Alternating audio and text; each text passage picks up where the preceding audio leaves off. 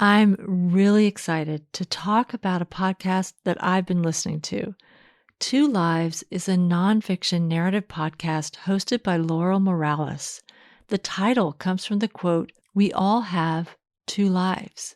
The second begins the moment we realize we have only one." Each week, you'll hear about someone who faced darkness and how that experience transformed them. Laurel does an amazing job crafting these stories. You feel yourself taken along on the journeys of her guests' lives. It's been featured on Apple Podcasts as a show we're loving and listed among Spotify's best episodes of 2021. This show is definitely binge-worthy, and it never fails to inspire me. I'll include the trailer at the end of my show, and you can listen to this show on Apple or Spotify or wherever you listen to podcasts. Find out more about it at twolives.org.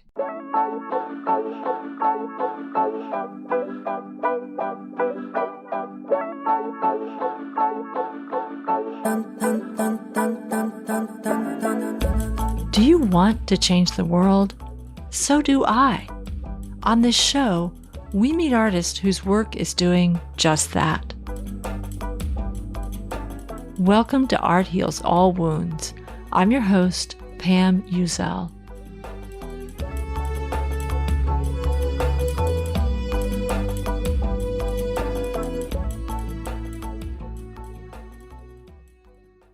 I'm curious, how many cardboard boxes piled up in your house from deliveries during the pandemic?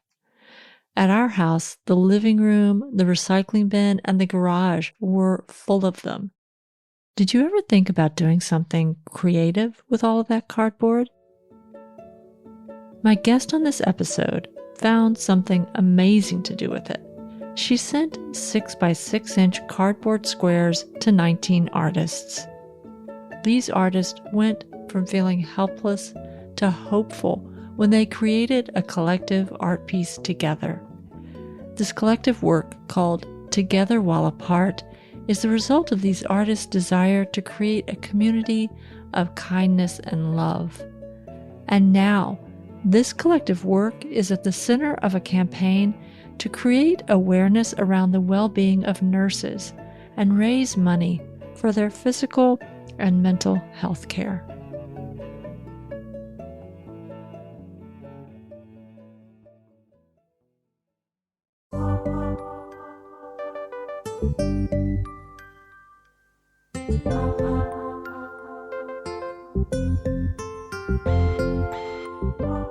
Deane Bowers is a mixed media artist living on a barrier island outside of Charleston, South Carolina. She uses all kinds of materials in her work, particularly material that has been discarded. Her goal is to repurpose as much of these materials into art as she can, in the hope of keeping them out of landfills or washing into the many waterways that are around Charleston. Like many people during the pandemic, Deane was initially at a loss for what she could do to be helpful. She happens to have 2 adult children who work as frontline medical workers, and she knew that every day they, along with their colleagues, were risking their lives to save others. She saw on social media that many artists were feeling similarly helpless. True to form, Deane came up with a way to repurpose some materials that she had around the house for a community art project. Her goal was not only to create connection with other artists, but to find a way to benefit those frontline workers who were giving everything they had to care for others during the pandemic. Hi, Deane. Welcome to Art Heals All Wounds. Can you start by introducing yourself, telling us who you are and what you do? Hi, Pam, and hi, all listeners. My name is Deane Bowers. I am an artist, a wife, and a mother. I live outside of Charleston, South Carolina, on a barrier island, and I am recently coming off a big collaborative art project that I created during the pandemic. Yes, and that's sort of how we connected, was around this art project. I'm so curious to know, before we talk about the art project, what type of art do you usually do?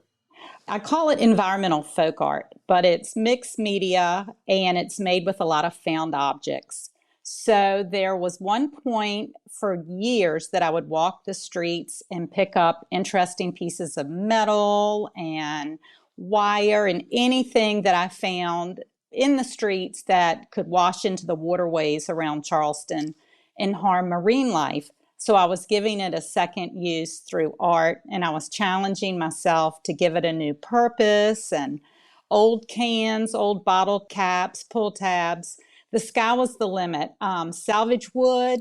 So that's where my focus has been the past 10 years.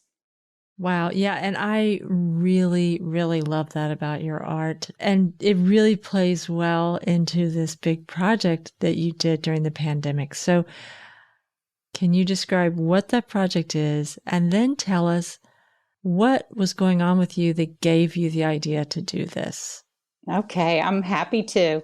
So, the Together While Apart art project is a collaborative art project that I did with 18 other artists from across the country, artists representing 9 states and both coasts. Up to this day, some of the artists I've only met online. I've never had a face to face with them. And the art itself is 3 feet by 4 feet. It's made up of 35 squares, and each square is 6 by 6 and made out of cardboard. Right. But specifically, where did you get this cardboard? Well, when I was trying to rack my brain for something to send each artist that was lightweight and in big supply around my house and that would keep the project sustainable, I walked down into my stairwell going to the basement, and about 20 boxes fell at me. And I really think it was the universe saying, here is your material, look no further. So I dragged the boxes up to my studio and I just started cutting them into different shapes and sizes. And I came up with a 6 by 6 masterpiece that just seemed to work well. It was lightweight, and I could cut so many of them that I could send artists many to just have fun playing with before they sent me their actual piece or pieces. Right. And what I love about that is because I think for a lot of us, especially during the pandemic, all of a sudden we are having everything shipped to us. And those boxes become just, your worst nightmare. You've got them everywhere. And I love that you turn them into the actual canvas for this project. Exactly. And what better hallmark of that shut-in time than the shipping boxes from Amazon and wherever.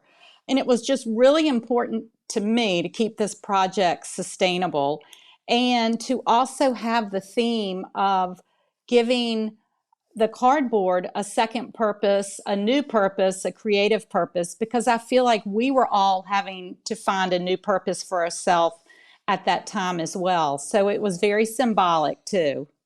Yeah, and I am really curious. I'm going to ask you to describe the piece in a little more depth, but first I want to know, how did you find these artists? Who participated and how did you connect with them? Well, many ways. I searched high and low. I went on social media. I had a group of artists from doing art shows for 10 years that I kept in contact with. I had an email list for my website, and I just started throwing ask and request out. And I said, please feel free to forward this information. I want as many people. They don't have to be necessarily an artist, but if that's where their comfort is, that's fine. And I just noticed so many artists, especially that I was following online during that initial lockdown, all felt so frustrated because we were trying to figure out where we fit in, building community and using our gifts to make our life better at the time. There were a lot of people going online using their yoga practices and their cooking skills and their knitting skills. But the artists that I saw, unless they were doing art lessons, they were frustrated and just trying to figure out, what can we do? And so I just had a brainstorm and I created something very similar, like an old-fashioned quilt. but instead of sewing and fabric, it was cardboard. And when you look at, I haven't seen this piece of art in person, but when you look at it online, it looks like a quilt. It's really amazing. And it's amazing to kind of zoom in to look at the individual pieces. So did you get any insight as to the types of themes that people were following when they were creating these little small paintings? Or what did you think as you were getting these in? Well, not at all. And what precipitated the project to begin with is I was so anxious because I have a daughter who's a nurse and a son who was an ER tech, and they were on the front lines. And so when I was cutting these pieces up and sending them to artists, I sent them a snail mail letter and I said, here's the deal. When you create your piece, just let it flow from your heart. Do not sit in front of the TV and do it. Fix a glass of wine or a glass of tea and let it be a way that you process this crazy time we're in. And I'm sending you ample pieces of cardboard. So if you mess up, throw it out or recycle it and try again. But just use it as a healing mechanism. And I did, that was all I said. And it was before the 2020 election, and the Black Lives Matter movement was in full swing. And I didn't even think to put any kind of guidelines or anything. And I didn't need to, because when these pieces came back in, they were full of hope and light and positivity and uniqueness. And each artist really took my instructions of just processing to heart. And I was just so uplifted. Mm.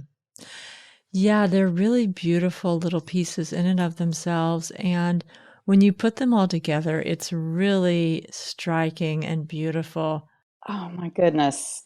Well, when I started, I received the pieces in about a 6-week span of time. I gave everybody about 2 months to send them back to me.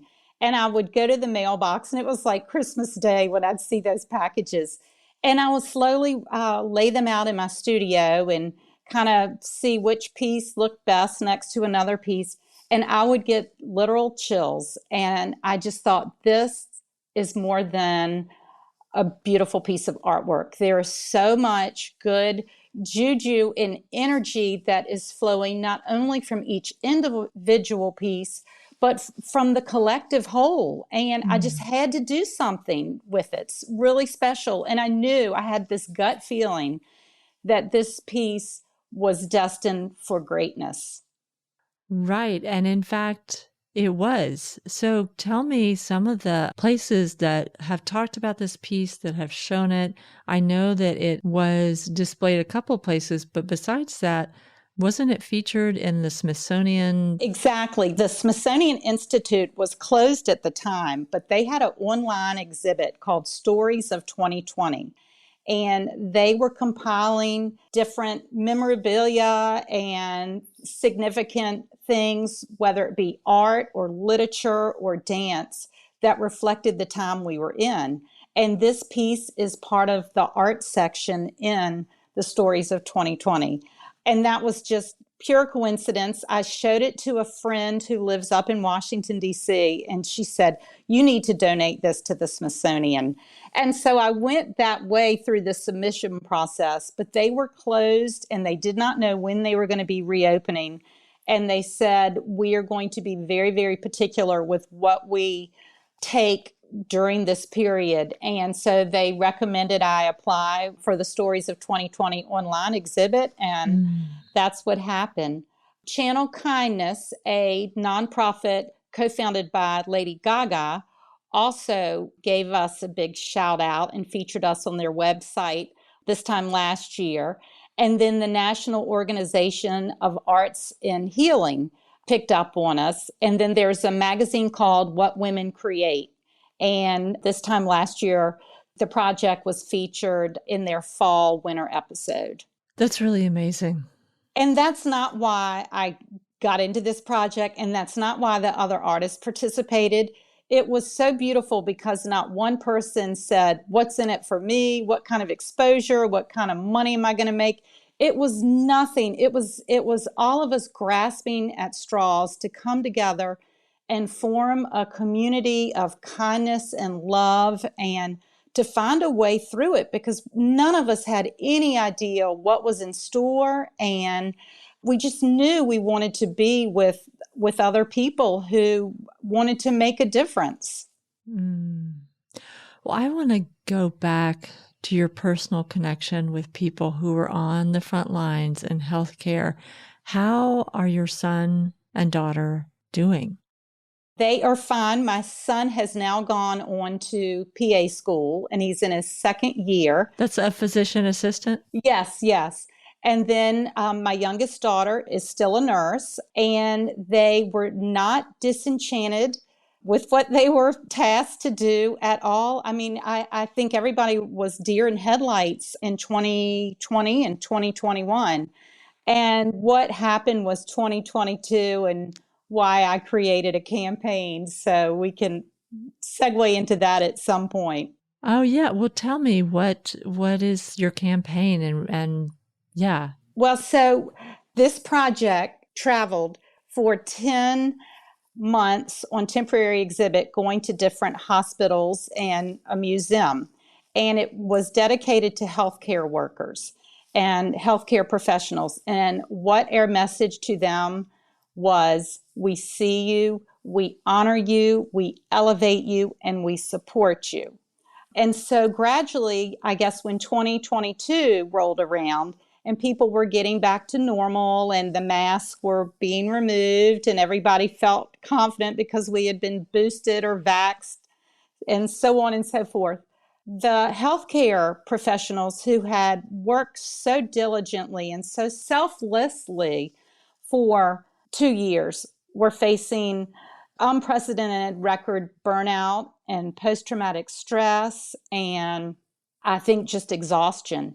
And I think a lot of the communities that they serve went from applauding them at the end of shifts and taking them meals and whatnot to either being frustrated with them because they were overworked and so many professionals were leaving their jobs because of burnout, or they became invisible to people. And so I wanted to change that. And every story I read about, especially nurses facing burnout and just very hard mental health issues, it broke my heart because I saw my daughter in every one of those nurse stories. And so I said, how can I use this art project and have a philanthropic component to it? And I really wanted a component that involved healthcare workers, helping them somehow, and the mental health component. And so I reached out to about 30 different nonprofits. And I really wanted to find a nonprofit that would elevate the piece and raise money to serve a constituency that had been so amazing during the pandemic. Mm. And I reached out to, like I said, 30 different organizations that were involved with mental health and wellness, healthcare professionals. And within 30 minutes of contacting the American Nurses Association and their foundation, the CEO emailed me back and said, we would love to partner with you.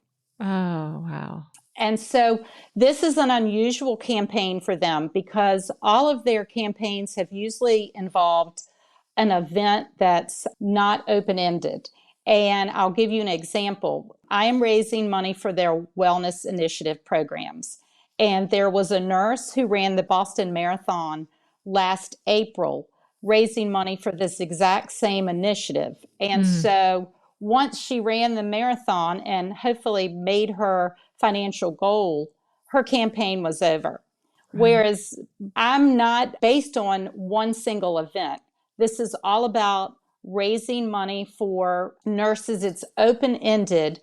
And our goal that I established was $20,200, which is reflective of the year 2020, when these amazing healthcare professionals became daily heroes. Right. And our general ask is only $20.20. Wow. So, and all the money goes to providing free wellness care and physical wellness care and job enrichment and financial planning to any RN in the country that is a member of the American Nurses Association.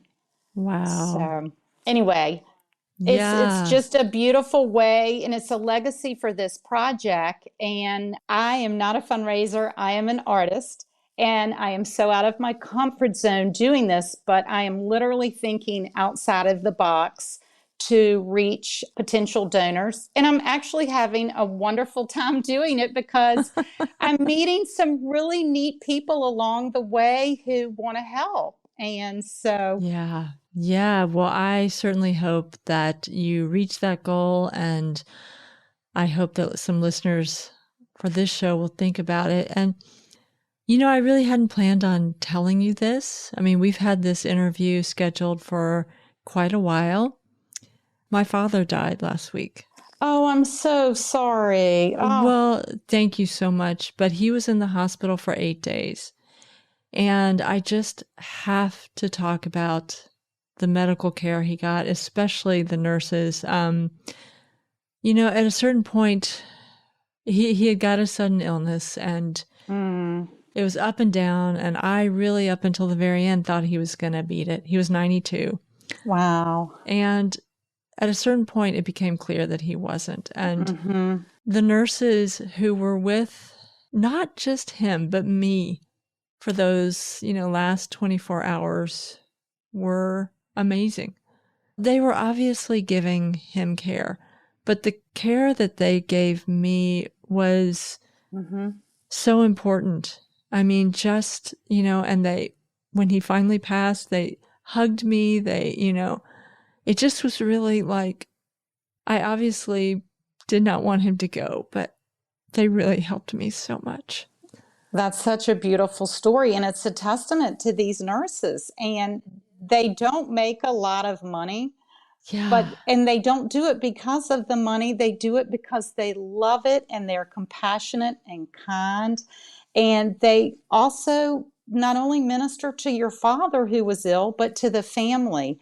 Yes. And they wear a lot of different hats in their job. And I have the biggest heart and the biggest soft spot for them. And Yeah. I thought for about 10 minutes when I was in 10th grade, I tried to be a candy striper. And I walked into the hospital and I thought, this just isn't for me. This is not where my passion is, although I love caring for people. But the medical setting was just not my comfort zone. Yes. And as you found, the nurses are the backbone of the healthcare industry, and they're also the backbone of our communities. And we could not be where we are without them. And I just feel like as a community, we need to come together and elevate them and do whatever we need to make them whole again. Right. Right.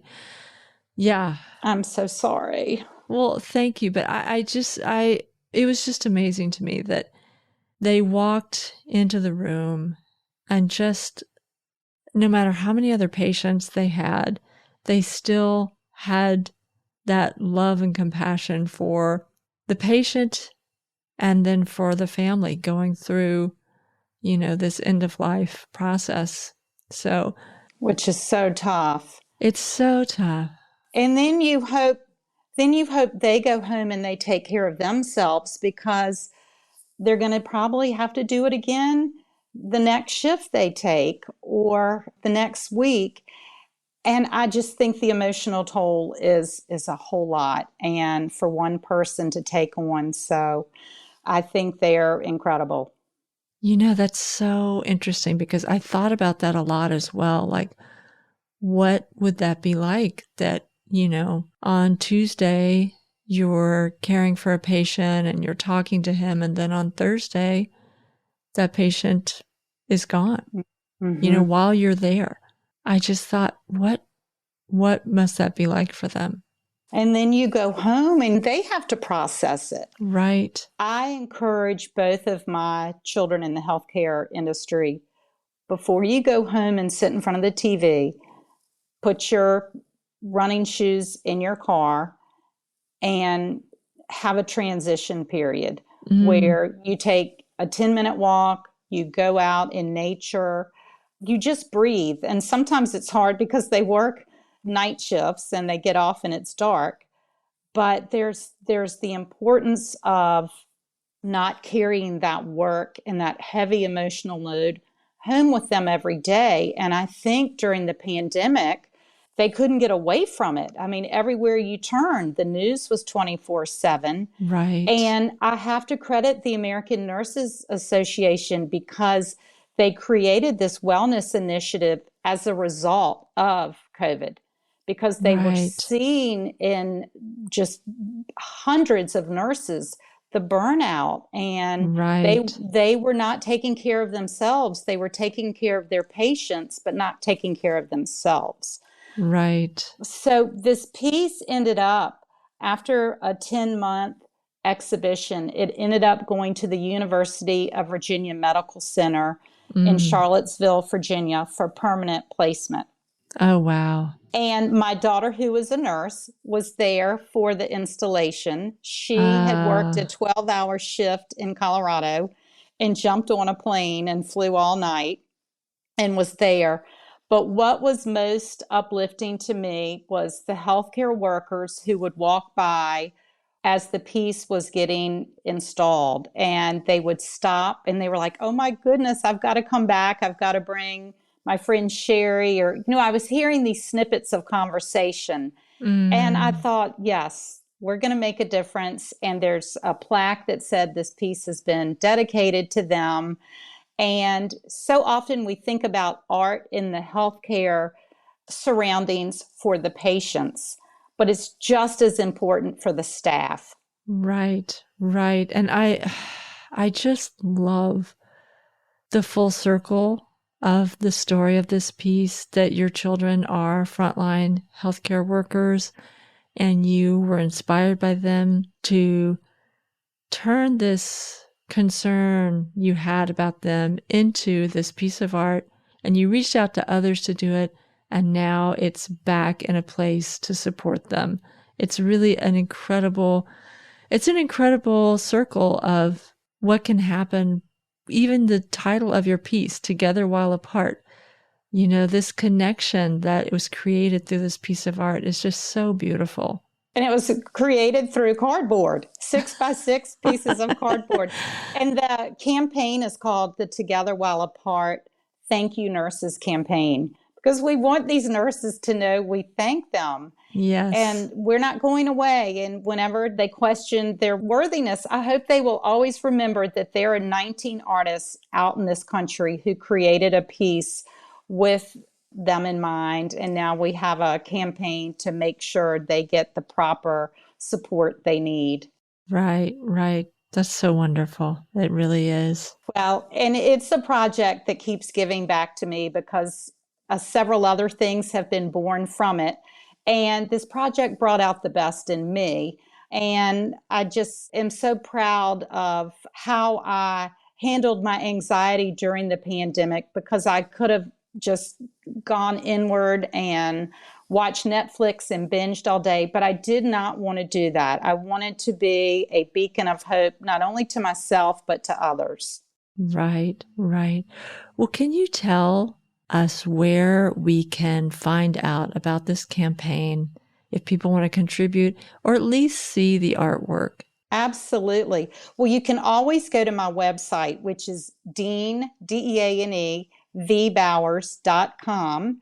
And then we're on Instagram at the Together While Apart Art Project.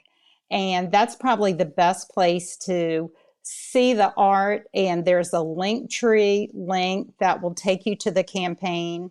And you can always reach out to me directly, because it is an online campaign and some people aren't comfortable putting their credit card online. That they do, the American Nurses Association and their foundation do accept checks for those Okay. of us who still have a checkbook. Okay. But I am determined to reach this goal. It's the least I can do. For those nurses who may do with trash bags and were rinsing out their PPE equipment, that is incredible. And how a lot of them isolated from their families and went days, weeks, months without seeing their families because they didn't want to expose them to this horrible pandemic. Right. I feel like we all owe them more than we could ever communicate. Right. And I'm so glad that we met and that you helped remind me that just because the circumstances are better for all of us, we can't forget about what they went through. And it's just been really great to learn about this project. And I'm so happy that you created it. Oh, thank you. Well, and I tell people, if you are not able to give, the second best thing you can do is the next time you go to a doctor's appointment or to a hospital or any kind of medical facility, and you just see a healthcare professional, just thank them. Just give them a big smile and say, thank you for your service. And you will be surprised and so uplifted by the smiles and the wonder they give you back. They'll be like, wait, are you thanking me? Yeah. Yeah. That's wonderful. Well, thank you for being on the show today, Deane. It's just been so wonderful to meet you. Thank you for having me. You're listening to Art Heals All Wounds.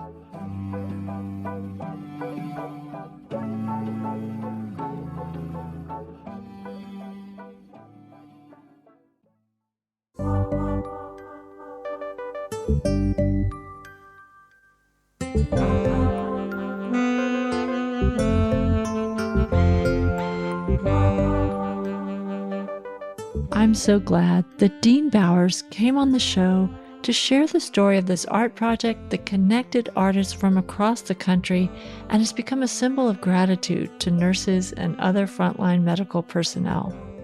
I'll include lots of links in the show notes that you can use to find out more about the Together While Apart art project, including where you can see the other participating artists.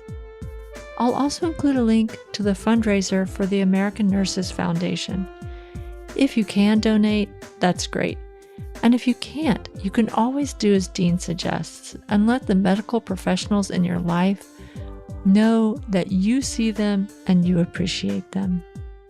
Thank you for listening to this episode of Art Heals All Wounds. Did you know that you give the podcast a tremendous boost every time you give it a 5-star rating and follow it? It's true.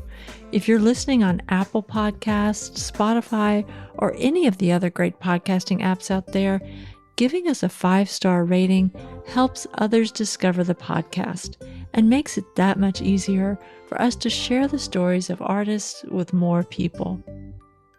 The music you've heard in this podcast is by Ketsa and Lobo Loco.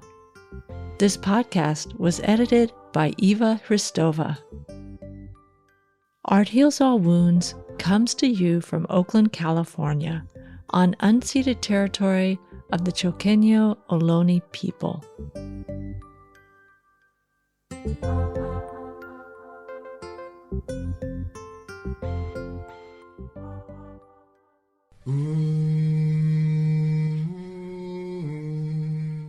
Two Lives, Stories of Transformation. We didn't know she was about to pass away, but she asked us to sing. And when we get done singing the song, she'd say, sing it again.